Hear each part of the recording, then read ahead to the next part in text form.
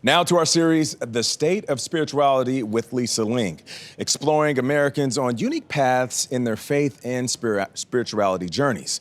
We have been covering topics people tend to shy away from, talking about things like God and religion. Today's story dives into something all of us will face one day. Lisa explores how end of life and spirituality are oftentimes inextricably intertwined. She meets a hospital chaplain with a unique upbringing to learn the path many take to peace and acceptance. What does it mean to die? It's a question often only contemplated at desperate moments. But it's one Chaplain June Park faces every day. Is death a spiritual experience? I believe it is a spiritual experience. So much of death involves making meaning of what is happening, questioning our own value of the life that was lived. These are all spiritual and existential things. Park has been a Christian chaplain at Tampa General Hospital in Florida for more than a decade. It's about being empathetic, being in that moment. Alongside 24 other chaplains of various faiths. How are you feeling today? Very good. Yeah. Park has seen firsthand how, in times of crisis, faith often becomes a lifeline for those suffering.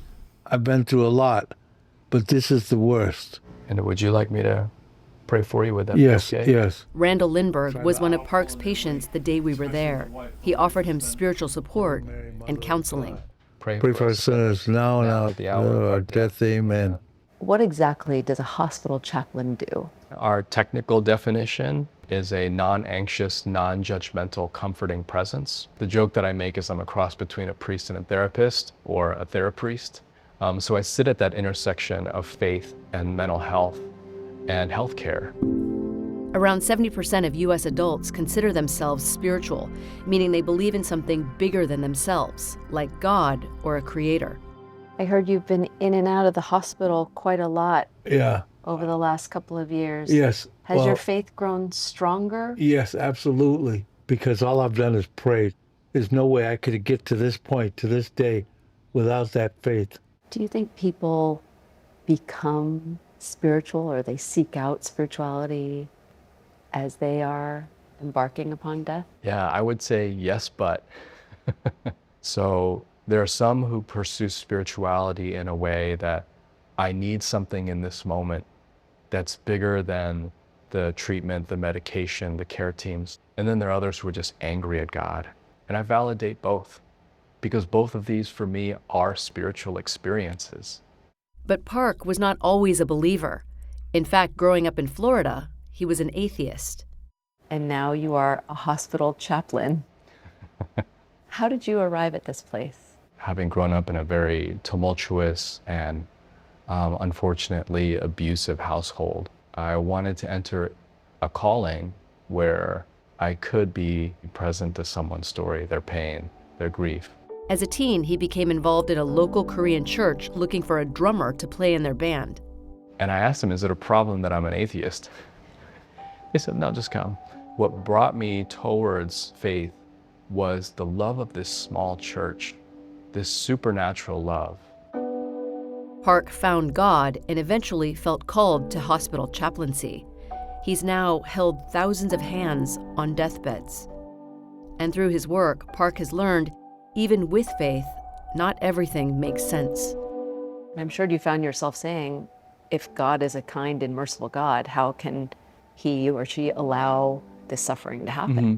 Yeah, we do live on a world of extreme, unthinkable, unfair suffering. And on the other hand, we live in a world of the possibility of love covering pain.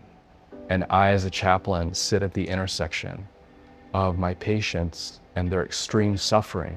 My love for them, my care for them, our care for them, in some way representing or reflecting the love of God. So now, here at the end, we're back to the beginning. That original question, what does it mean to die? It's still mostly unanswered, but maybe that's okay. Maybe part of having faith is not knowing the answers, but loving anyway. I am more likely to find God in the hospital and in the hallways here, maybe even at church. For me, when love shows up, God shows up.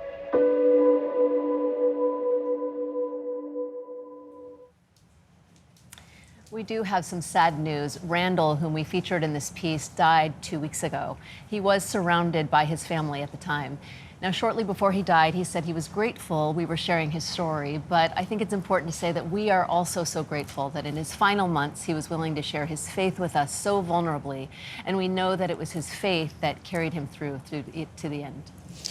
You know, this is powerful because it shows you that death may close the book, but it can also open your heart. And there is a strength in love, but also this quiet beauty of letting go. Yeah. And you realize that grief, it may not be the wall that you see in front of you, but a window to find peace.